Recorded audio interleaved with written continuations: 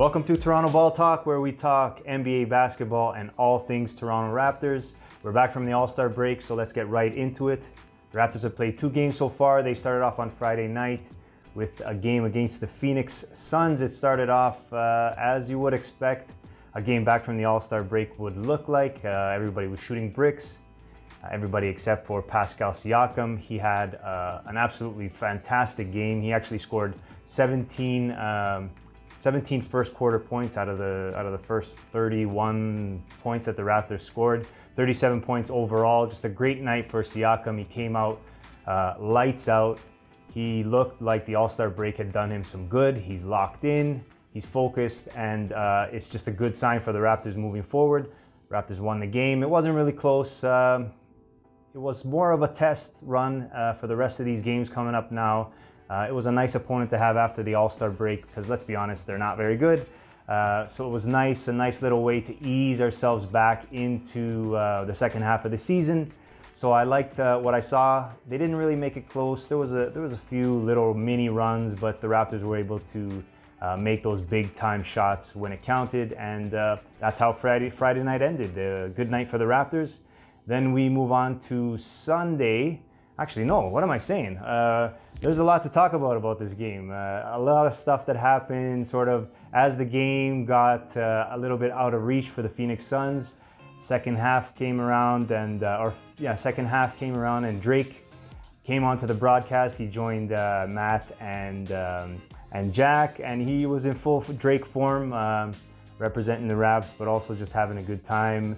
Started talking about Freddie V, calling him Frederico. He did a little salsa. It was okay. I don't mind Drake on the broadcast like that. I mean, in a close game, to be honest, I'd rather they just shut up because I would want to hear the play-by-play. But it was already sort of looking like the Raptors were going to take it, and he was okay. You know what I like about the interaction with those particular guys is it always feels pretty honest. Like Drake feels like that's his personality, and he kind of jives with Matt and Jack, even though they're old men. He kind of, Drake's a smart guy, so he knows how to figure it out. He's good in that social setting, and they're pretty good with him too. That was the Phoenix game in a nutshell.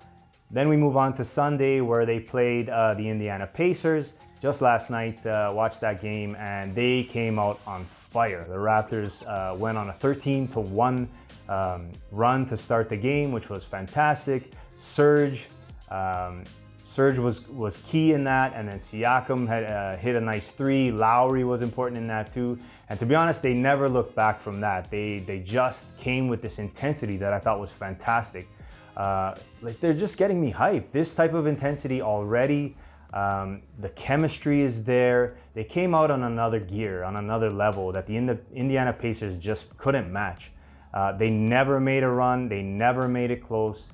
It was just great to see their biggest lead. They ended the game, I think they won by 46 points, which is like their biggest, a season high for the biggest lead.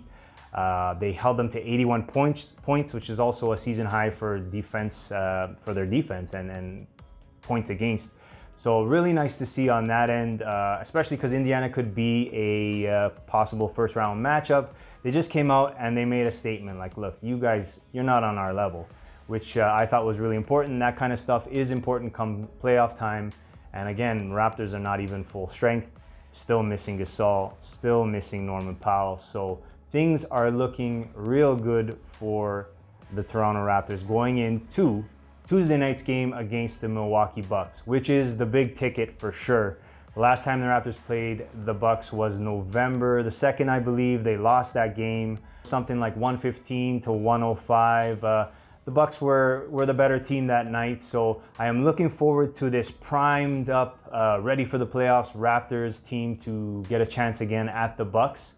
It should be good. We're still probably going to be missing Marc Gasol and Norm Powell, but that's okay. I would like to see the Raptors have a chance to have Gasol in the mix because he was so crucial in shutting down Giannis last year in the playoffs. So I'd like to have that confidence going in to the next couple of months, knowing that, hey man, we can hang with the Bucks, but we'll see. This game is going to be important. The Raptors will hold their own, and then we have 2 more in April. I think it might even be a back-to-back, but we are, it couldn't be a better time to have this game. I think it's going to get some national coverage. I expect the Raptors to come out and to show out.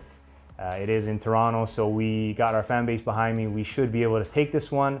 I'm gonna make a prediction. I'm gonna say Lowry, who I think has just been fantastic this year in general, but he's coming out with this leadership quality that just, it wasn't here during the DeMar years. I think he had to defer to DeMar, and I think he's just become a leader now. So this is really a new level of Lowry, and I'm just excited to have him there. So I think Lowry's gonna ball out. I expect a big game by Serge.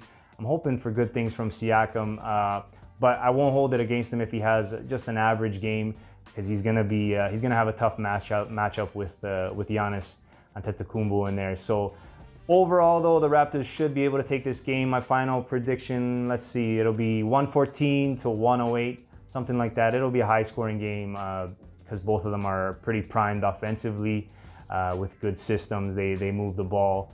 And it should be an entertaining game in that regard, but of course, the Raptors will come out the winners on that one. So another thing about Drake that I thought was pretty interesting was they were asking him about Kawhi, and he was kind of skating around saying Kawhi's name. So he was talking about, that player, we lost a good player, or I don't know how he phrased it exactly, but basically he was skating around saying Kawhi's name. He never said it. In talking about losing Kawhi. And I thought that was pretty interesting. I don't know if it's a PR move on his part, because that whole thing came out about him giving his house up to Kawhi, and then Kawhi used his house in Toronto to scheme with Paul George for them to join LA. Maybe he's being bitter about it. He's probably not really bitter about it, but it's a good way to pander to the fan base. Yeah, Drake's on our side, man. He's pissed off at Kawhi. But to be honest, he's probably not. They're probably still boys. He still has a Kawhi jersey in his house. So I just thought that was an interesting little thing that happened during the game, but not really putting too much weight onto it, because, it is what it is. Like I said, they're probably boys. You can't win us a championship and just kind of, you can't forget about a guy like that. And to be honest, as a fan, I'm not bitter at all. Whatever, we're having a great season. I find this season more fun to watch than last year, actually. There's this unpredictability of this year, which I think is amazing as a fan to watch. It's almost like last year, my expectations were low. Even with Kawhi, I think I had been hurt so many times as a Raptor fan that I was just like, yeah, we're good. Yeah, we got Kawhi. Like, maybe we'll do something good. But I kept my heart covered, and never really told anybody that I really, really wanted them to win a championship and how excited I would be if they won a championship. And then they won it, and it was great and unexpected, and he healed 25 years of damage. Vince Carter and all the drama and the Bargnani years and the Colangelo years and all that was gone and erased. I'll forgive him for the fact that he left for LA. No big deal. He brought so much joy to the team last year, and it's funny that that's now carried on to this year. And it's almost like this year I've allowed myself to show that again, to say what, my expectations are high again. Maybe the Raptors can win. And I think that's just an amazing thing for Raptor fans around the world. You let me know if that's the way you're feeling too, because I'm not guarded this year. I mean, my expectations are whatever, even if they get kicked out in second round in the finals, I don't care. It's just a different set of expectations and vulnerability that I feel this year. It doesn't matter. We won. We're the champs. We're the defending champs, and it's a different vibe. So that's all I'm gonna say about Kawhi and Drake on Kawhi. I still love Kawhi, and I'll never have hard feelings towards the guy who brought us a championship. Okay, let's talk about some NBA news. So Joel Embiid over the week said after a game he balled out, and then he said, "I'm the best player in the world." I mean, not exactly. I'm paraphrasing. There was some more to it. But basically he's saying, when I'm playing well, I'm the best player in the world, which I thought, that's a pretty strong statement for a guy who's super inconsistent. When he plays well, he plays like one of the best players in the world. I thought the All-Star game, he came out and he showed an aggression that was fantastic. But to be honest, watching him play, he settles for three-point shots way too often for a big guy. So is he the best player in the world? No. Does he have a big mouth? Absolutely. Is it somewhere in the middle? Could he be the best player in the world? Yeah, probably. I mean, given his size, his skill set, but he's nowhere near that. And just the other night, Giannis showed They went one-on-one, and he just totally shut Embiid down and showed what a true best player in the world looks like. So that was that. The Lakers waived DeMarcus Cousins, which is, not huge news, but it wasn't likely he was going to play this year anyway, so they could re-sign him again next year. I think that's how it works. But no Cousins on the Lakers anymore, which probably means they'll sign Markieff Morris. There was news about Raptors maybe being interested in that, but I doubt it. We don't need a Morris brother anyway.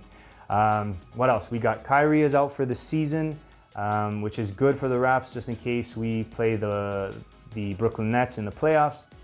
Although, to be honest, I didn't really fear Kyrie. Kyrie without LeBron is nobody, really. So Steph Curry's on his way back from his broken hand, so that'll be nice. I'm looking forward to watching Steph and Canadian boy Andrew Wiggins play together. I think it's going to be great for Wiggins, and it'll be nice to see Steph back in the NBA because we miss a guy like that in the NBA for sure.